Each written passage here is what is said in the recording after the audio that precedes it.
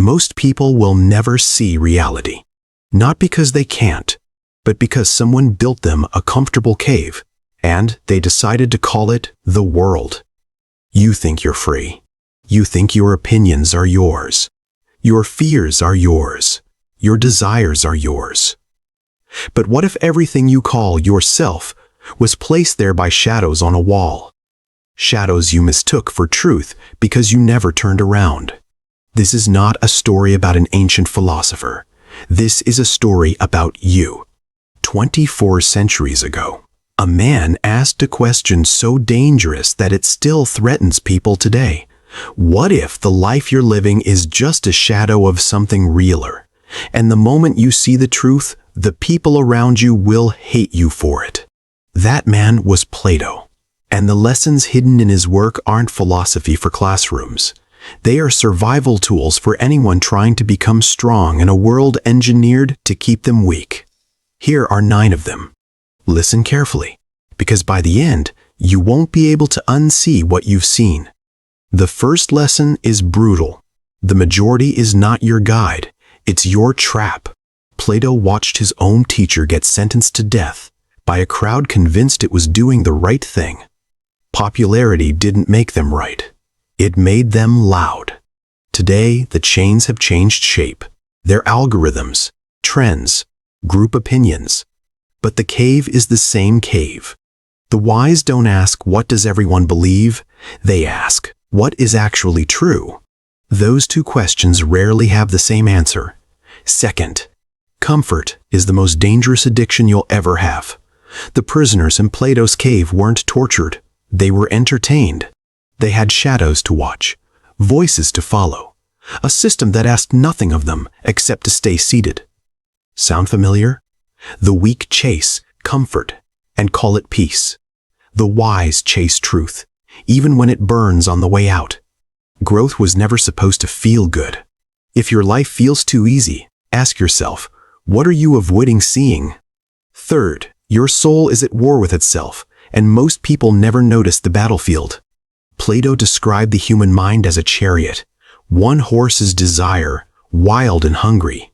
One horse is spirit, fierce and proud, and the driver is reason, trying to hold both without being dragged into the dirt. Most people let desire drive. They call it following their heart, but a heart with no driver doesn't lead you anywhere. It just runs until it collapses. Self-mastery isn't suppressing desire. It's refusing to let it steer. Fourth, pain is not your enemy. It's your teacher in disguise.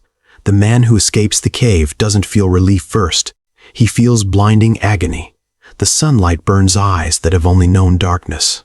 This is the part no one tells you about growth. Before clarity, there is pain so sharp you'll want to crawl back into ignorance. The weak retreat at the first sting. The wise endure the burning because they sense something greater on the other side of it. Fifth, and this one will sting. The people who claim to love you may be the very ones keeping you small. Plato's escaped prisoner doesn't return to celebration. He returns to mockery. The ones still chained call him insane, not because he's wrong, but because his freedom exposes their captivity. This is why ambition often costs friendships. This is why growth feels lonely. It's not that you're becoming arrogant. It's that you're becoming a mirror others don't want to look into. Sixth, real power has nothing to do with control over others. It is control over yourself.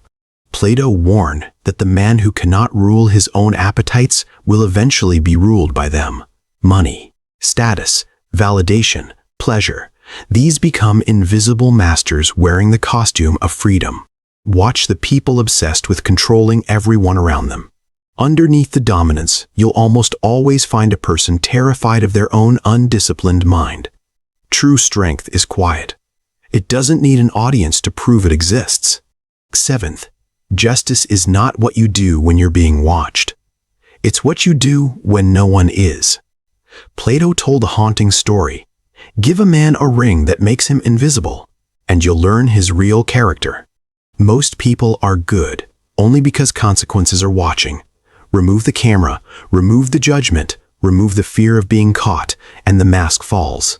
The wise build character that doesn't change when the lights go off. That's not morality for show. That's integrity in private, where it actually matters. Eighth, silence is not weakness. It's a weapon the impulsive will never understand. Plato believed that words spoken in anger, desperation, or desire for approval reveal a soul not yet in control of itself. The weak react instantly, to insults, to chaos, to fear. The wise pause, not because they're passive, but because they understand something most never learn.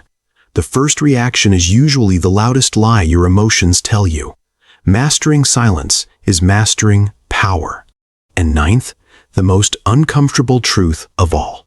Most people will never choose truth, even when it's offered to them for free. Plato knew this.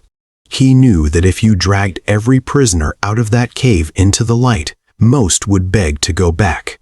Not because the cave was good, but because the unknown terrifies people more than captivity ever could. This is why so many stay in toxic relationships, soul-crushing jobs, identities that no longer fit, not because they don't see the chains, because the chains, at least, are familiar. So here is the question that should unsettle you. Which one are you? Are you the prisoner mocking the man who broke free, calling him arrogant, calling him different, calling him lost, because his freedom reminds you of your own captivity? Or are you the one willing to stand up, rip away from the chair you sat in your whole life, and walk toward a light that will hurt before it heals? Plato never promised that truth would be comfortable. He promised something far more valuable. That truth would be real. And reality, however painful, will always outlast the most comforting illusion. The cave is still here. It always will be. The question that decides whether you live as wise or weak isn't whether the chains exist, it's whether you've stopped pretending you don't feel them.